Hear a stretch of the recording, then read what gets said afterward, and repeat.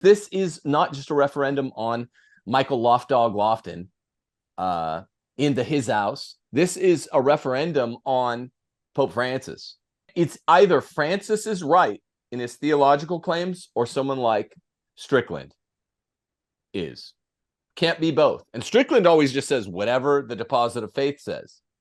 Pope Francis, I'm going to play some Arroyo clips later in the show, sent agents saying, stop talking about the deposit of faith. Okay, so here's your video. Today I want to briefly talk about a situation that's happening with the recently removed Bishop Strickland of Tyler, Texas.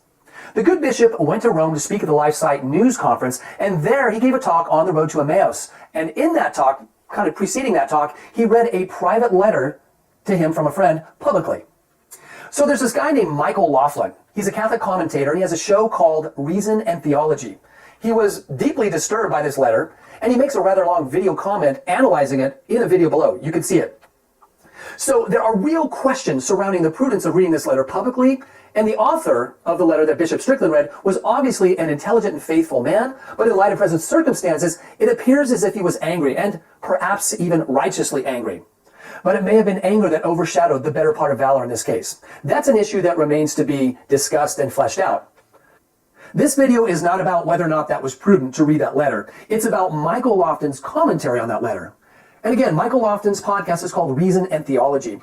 And with a title like that, and speaking on maybe on behalf of the Catholic Church, there are a couple things to which Michael ought to be beholden.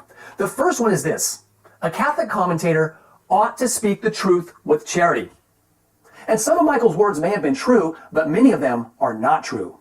Much worse is the obvious lack of charity in his assertions. Watch the first 20 minutes of the video for irrefutable evidence of both. The second thing a good Catholic commentator must do in a public debate, if he's virtuous, is to present his opponent's words in the best light possible. One of Michael's most glaring errors is his exaggerated darkening of Bishop Strickland's words, followed by sneering insults and what seem to be glowing endorsements of Pope Francis's positions. This exaggeration in both directions is deeply troubling. Again, just watch the first 20 minutes of the video for evidence of that. So in this video below, you will see that Michael falls dreadfully short on both of these things. One, to speak the truth in charity, and two, to present his opponent's words in the best possible light. In fact, he excoriates and insults Bishop Strickland in grotesque ways not befitting of reason or theology. It's a tragic example. Okay, nice. That's a great opening shot, by the way. I love that.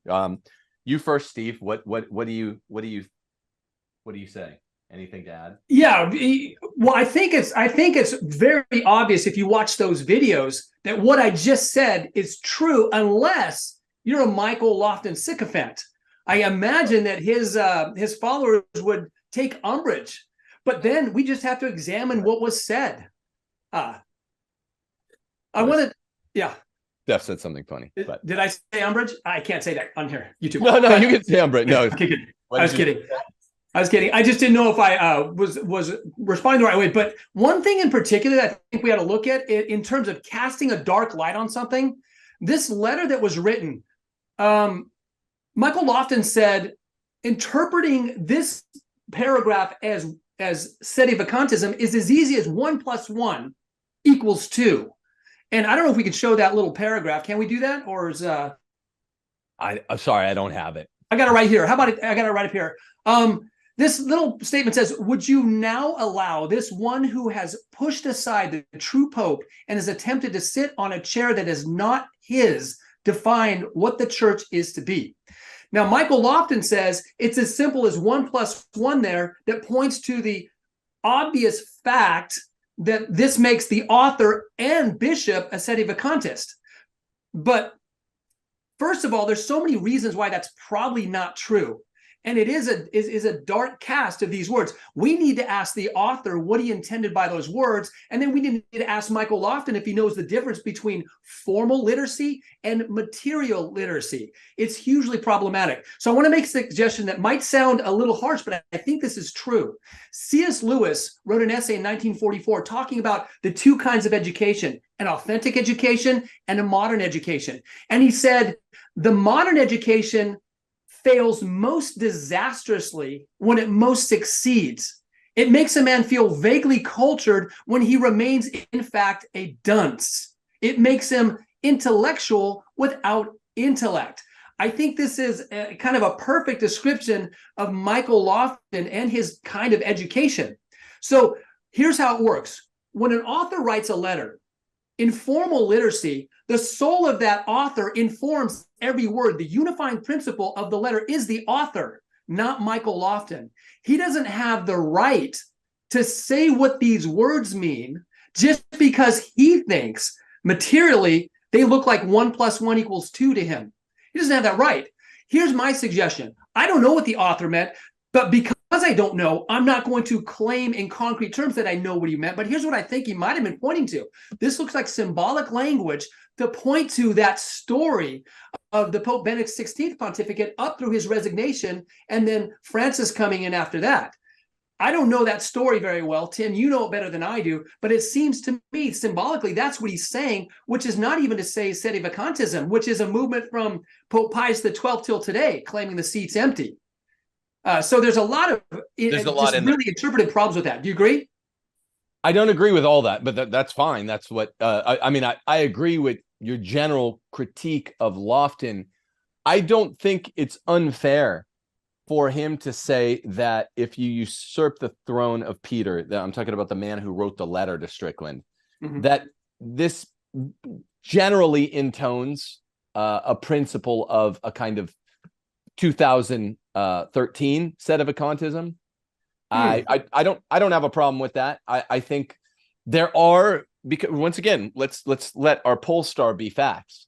There are serious issues with the way that Francis took the throne of Peter, and to say whether he usurped it, this can either, here's the definition of usurper: a person who takes a position of power illegally or by force. I think what you're pointing at is he might not have taken it by force. I also think there's a kind of force that might have been applied. History will tell that. Plus, it would be allegorical, Tim. Allegorical force, an allegorical push, not a literal push. Not a literal push. Either one would. And there's also illegality, which there's loads of evidence that Universi Dominici Gregis, Pope John Paul II's letter on the way that conclaves must work. It's a letter from 1996, were violated. Pope Francis's own biographer, Austin Ivere, in his first edition of The Great Reformer, said that Francis basically more or less agreed to canvassing by the Sankt Gallen Mafia. They pulled every copy of that off the shelves after a week that book had been out. And according to Universi Dominici Gregis in 1996, this would invalidate a number of those cardinals' votes. It might invalidate the taker himself. But yeah, so I think you could say usurper. There's a usurper, and there might be an allegorical sense. I don't hard disagree there.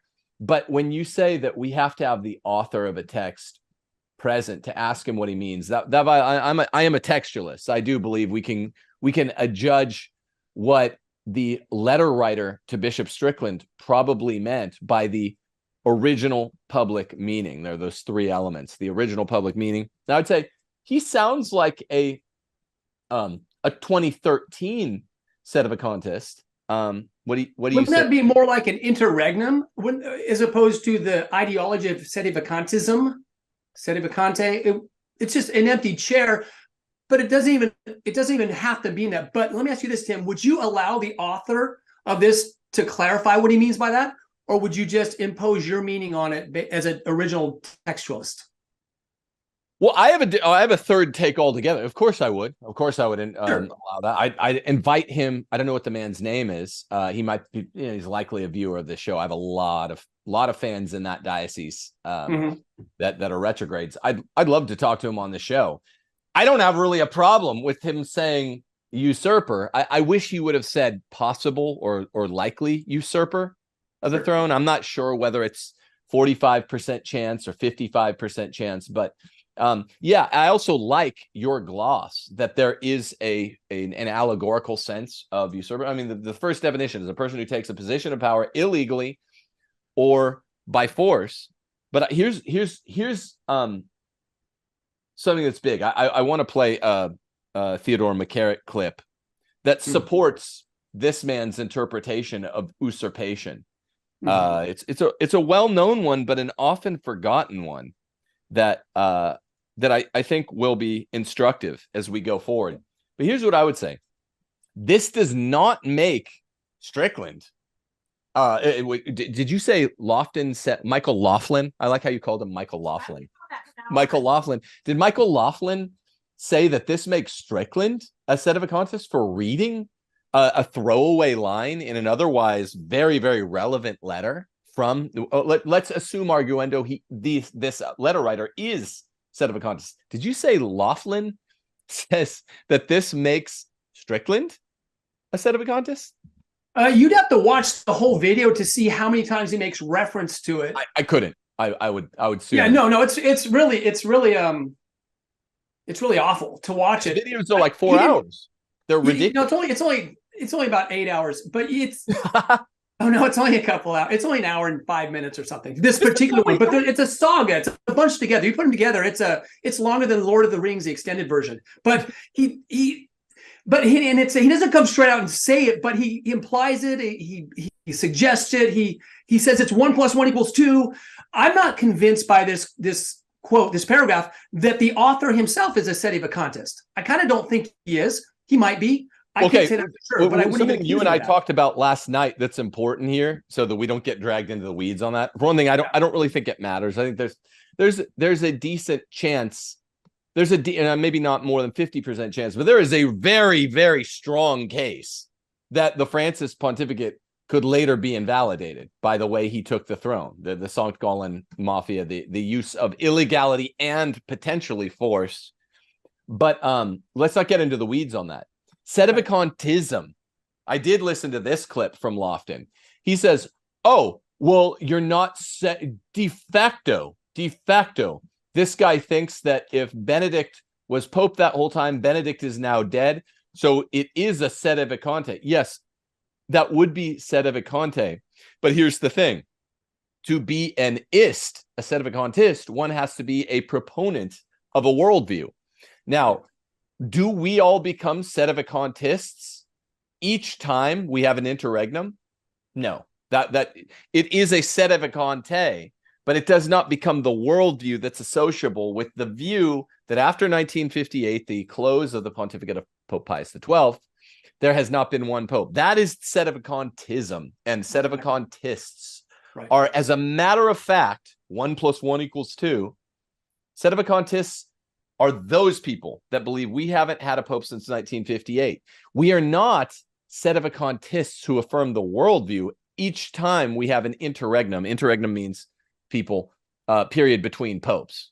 So we had 265 periods of sedevacante between popes? Yes. But have we had 265 anti-popes? No, we've had about 30 or 35, actually. We get about 1.5 per century. Francis could turn out to be one. There's a strong case, but who cares for now?